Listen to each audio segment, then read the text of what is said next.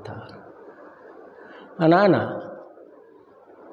kita sesungguhnya adalah umat terbaik yang dibangkitkan oleh Allah atau yang dimunculkan oleh Allah di muka bumi ini.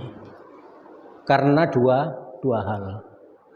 Yang pertama adalah ta'muruna bil ma'ruf, yang kedua tanha anil munkar. Jadi kita ini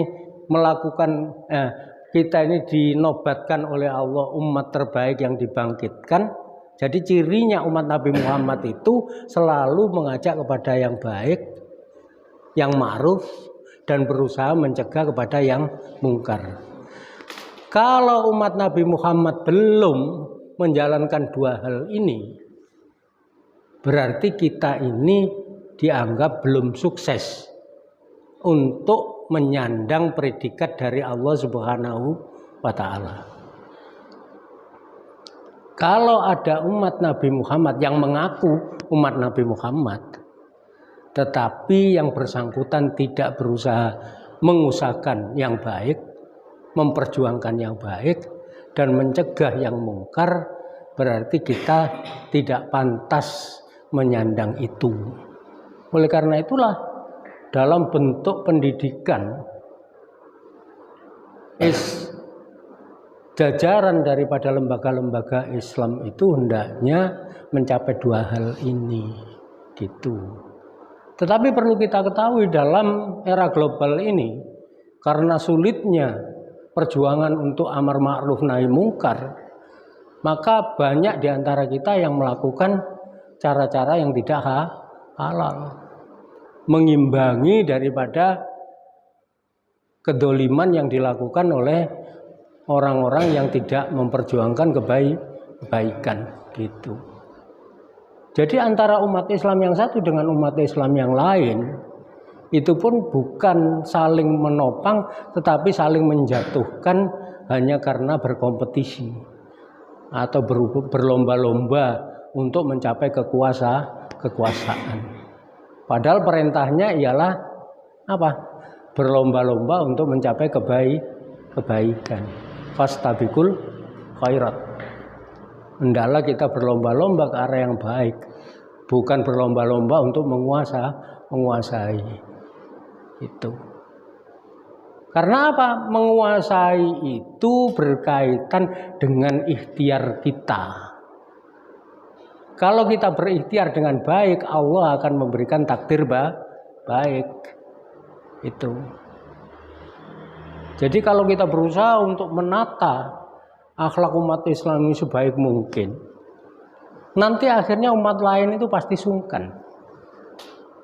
Itu dicontohkan oleh figur Rasulullah Shallallahu Alaihi Wasallam. Nabi Muhammad itu kan perilakunya kan sangat mulia.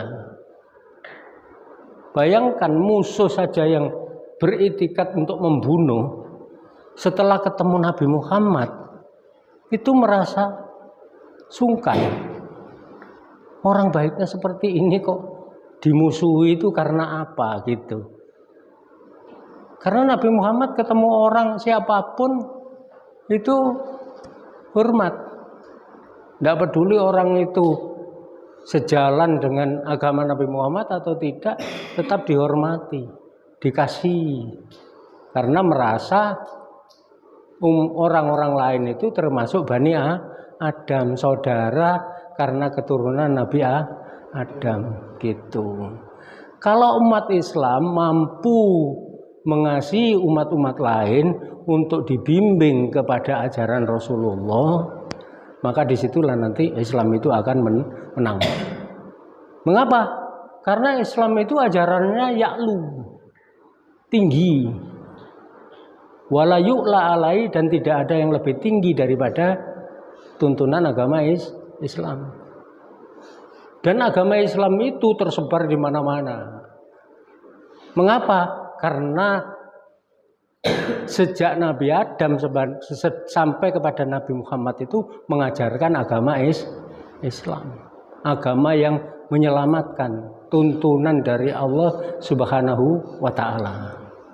Hanya di akhir zaman inilah lalu disebutnya dengan Islam. Sebelumnya ya Islam, tapi tidak ada catatan yang menyebutkan Nabi Adam agama ini, Nabi ini, Nabi ini. Sebutan agama Yahudi dan Nasrani itu aja hanya karena sudah tidak sejalan dengan tuntunan agama Islam gitu.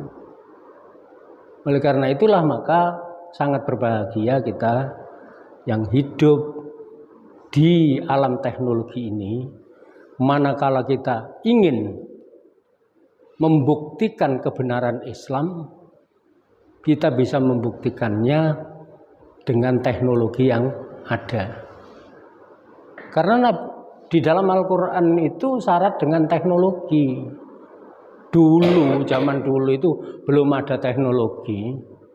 Itu ternyata apa? Ternyata orang-orang itu sangat awam. Tidak akan bercerita macam-macam. Tetapi setelah Al-Quran memuat suatu ilmu yang ternyata disinyalir itu berkaitan dengan teknologi, orang-orang non-Islam berusaha untuk menemukannya. Buktinya begini, di dalam Al-Quran Allah berfirman, A'udzubillahi minasyaitonirrajim, ya ma'syarul jinni wal insi ini stata'tum an tanfudu min aqtoris samawati wal ard fanfudu la tanfuduna illa bisultanin. Yang artinya, wahai sekalian bangsa jin dan manusia, manakala kamu berkehendak, bila kamu ingin untuk keluar dari orbit bumi, menembus langit, fanfudu, tembuslah, keluarlah dari bumi ini. La tanfuduna illa bisultanin, dan tidaklah kamu bisa keluar dari orbit bumi ini kecuali dengan sultan. Sultan itulah artinya teknologi. Jadi karena Quran memberitahu, oh berarti orang itu bisa keluar dari bumi. Bagaimana caranya? Dipelajari ilmu fisika, ilmu kimia, akhirnya ditemukan sampai ilmu meteorologi. Setelah dipelajari begitu, akhirnya diciptakan pesawat ulang-alik. Sehingga akhirnya terjadilah orang yang mendarat di bulan dan sebagainya itu. Ya karena apa? Karena Al-Quran itu memberikan gambaran manusia itu bisa keluar dari bumi ini. Gitu. Masih banyak lagi di Al-Quran itu yang manakala ditemukan. Contoh-contoh yang lain saja, misalnya Allah berfirman tentang lebah. Ya.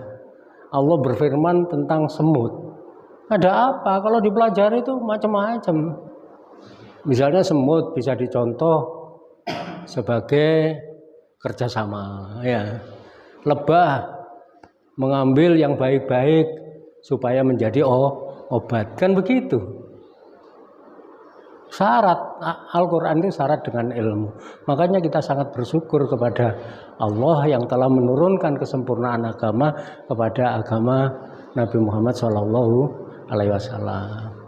Mudah-mudahan kita semuanya diberi bimbingan oleh Allah untuk bisa menguasai teknologi dan kita bisa menaklukkan dunia ini dengan akhlakul karimah. Kalau tidak dengan akhlakul karimah, pasti akan terjadi peperangan. Tapi kalau dengan akhlakul karimah, kita menang dengan kedamaian. Gitu anak-anak, terima kasih. Assalamualaikum warahmatullahi wabarakatuh. Waalaikumsalam.